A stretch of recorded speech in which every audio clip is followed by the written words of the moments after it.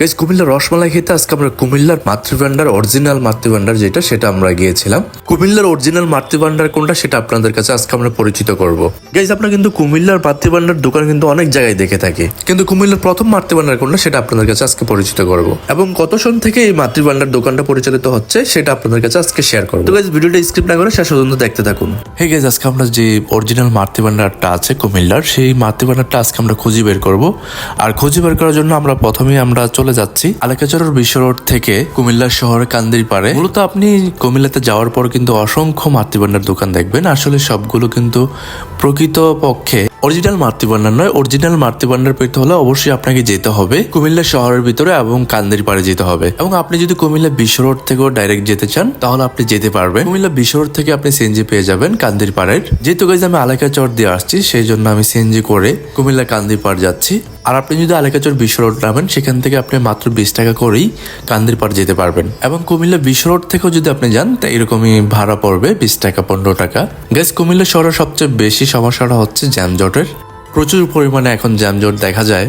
তো গাইজ যদি জ্যাম না থাকে তাহলে কিন্তু আপনার বেশি সময় লাগবে না, মাত্র 10 মিনিটের 15 মিনিট এরকম লাগবে। 10-15 মিনিটের মধ্যে কিন্তু আপনি কান্দির পাড় চলে যেতে পারবেন। গাইজ ফাইনালি কিন্তু আমি কান্দির পাড় চলে আসছি এবং এখানে কিন্তু বীরচন্দ্র গণ পাঠাগার কুমিল্লার যে নগর মিলনায়তন মাতৃভান্ডারের কিছুটা আগেই আপনারা সেটা দেখতে পারবেন। তো গাইজ আমরা বীরচন্দ্র গ্রন্থাগার থেকে আমরা একটু সামনে যাব, একটু সামনে হেঁটে গেলেই আমরা বেশি না আপনি 4-5 মিনিট হাঁটলেই আপনি কিন্তু মাতৃভান্ডারটা পেয়ে যাবেন। তো গাইজ ফাইনালি কিন্তু আমরা মাতৃভান্ডারের কাছাকাছি চলে আসছি এবং গাইজ এই জায়গাটির নাম হচ্ছে মনোহরপুর কুমিল্লা। শ্রী শ্রী রাজেশ্বরী কালীবাড়ির অপোজিটে কিন্তু মাতৃভান্ডারটা আপনারা পেয়ে যাবেন। গাইজ কুমিল্লার যখন রসমালাই নামটা নেওয়া হয় তখন কিন্তু মাতৃভান্ডারটার নামটা চলে আসে। এই মাতৃভান্ডার দোকানটা কিন্তু কুমিল্লা শহরে অসংখ্য রয়েছে এবং যখন আপনি বিশ্ব রোড দিয়ে যাবেন তখন কিন্তু অসংখ্য মাতৃভান্ডার দেখতে পাবেন। কিন্তু ওই মাতৃভান্ডার গুলো কিন্তু একটা জেনুইন মাতৃভান্ডার না। এখন আমরা যেই জায়গায় আসছি এই জায়গা থেকে এবং এই প্রতিষ্ঠান থেকে কিন্তু মাতৃভান্ডার প্রতিষ্ঠিত হয় এবং ব্রিটিশ আমলের আগ থেকে কিন্তু এই মাতৃভান্ডার প্রতিষ্ঠিত হয়। পুরো বাংলাদেশ যখন রসমালাই কথা চলে আসে তখন কিন্তু কুমিল্লার কথা চলে আসে। এই মাতৃভান্ডারের রসমালাই এতটাই পরিচিত করেছে কুমিল্লাকে যা বলার কোনো অবকাশ নেই। তো গাইজ ফাইনালি কিন্তু আমরা মাতৃভান্ডার দোকানে চলে আসছি। এখানে কিন্তু অসংখ্য মিষ্টি আইটেম আছে এবং গাইজ এখানে কিন্তু রসমালাইয়ের পাশাপাশি আপনি অনেক ধরনের মিষ্টি পাবেন এবং দই পাবেন। দইয়ের কালার গুলো দেখে আপনারা বুঝতে পারছেন যে কতটা সুস্বাদু হতে পারে। এবং গাইজ এই দোকান যে কতটা পরিমাণে সেল হয় আপনারা হয়তো অনেকেই জানেন না। প্রতিদিন এই দোকানে কিন্তু তাদের 200 মনের মতো দুধ প্রয়োজন হয়।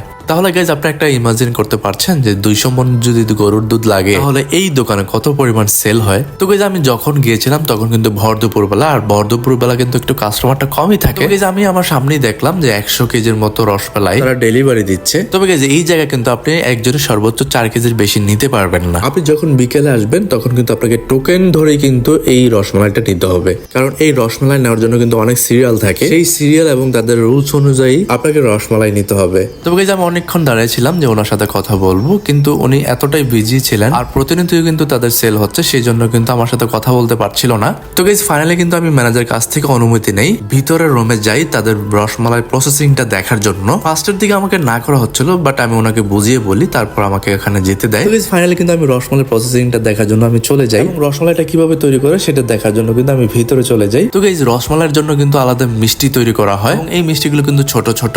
আর দুধের যে ঘোলটা দেখছেন যেটা মালাই বলা হয়, এই মালাইটা তৈরি করতে কিন্তু তাদের অনেক পরিশ্রম হয়। অনেক ঘন্টা যাবত কিন্তু তারা দুধটা জাল দিয়ে কিন্তু মালাই তৈরি করে। তো গাইজ এখানে যিনি ম্যানেজার আছে তার কাছ থেকে আমরা জানবো যে এটা কত সাল থেকে উদ্বোধন হয়। তো গাইজ চলুন তার কাছ থেকে শুনি। হ্যাঁ, ভালো আছি। আমাদের কোথাও কোনো শাখা নেই, মাতৃভান্ডার একটাই, এটা মনোহরপুর কান্দিরপাড় রাজেশ্বরী কালীবাড়ির সামনে আমাদের একটাই দোকান, আর কোনো আমাদের দোকান নাই। না, এটার কোনো শাখা প্রশাখা নেই। এটা 1930 সালে ফণীন্দ্র সেনগুপ্ত এই দোকানটা উদ্বোধন করেন এবং উনি পরিচালনা করেন। ওনার ছেলে শঙ্কর সেনগুপ্ত, উনিও প্রয়াত। শঙ্কর সেনের ছেলে ফণীন্দ্র সেনগুপ্ত এখন দোকানটা পরিচালনা করতেছে। হ্যাঁ হ্যাঁ, 1930 সাল থেকে আরম্ভ হয়েছে। ফণীন্দ্র সেন নিজে, শঙ্কর সেনের বাবা ফণীন্দ্র সেন, এখন অনির্বাণ সেনের বাবা শঙ্কর সেন এই দোকানটা পরিচালনা করতে। তো ওইদিকে ক্যান্টনমেন্ট নামলে ক্যান্টনমেন্ট থেকে ডাইরেক্ট মাতৃভান্ডার আসতে পারে এবং শাসনগাছা সিএনজি দিয়ে শাসনগাছা আসবে। আসাম গান্ধীবান নামলে হাইটা অল্প একটু রাস্তা আসলে মাতৃভান্ডার, মনোহরপুর মাতৃভান্ডার।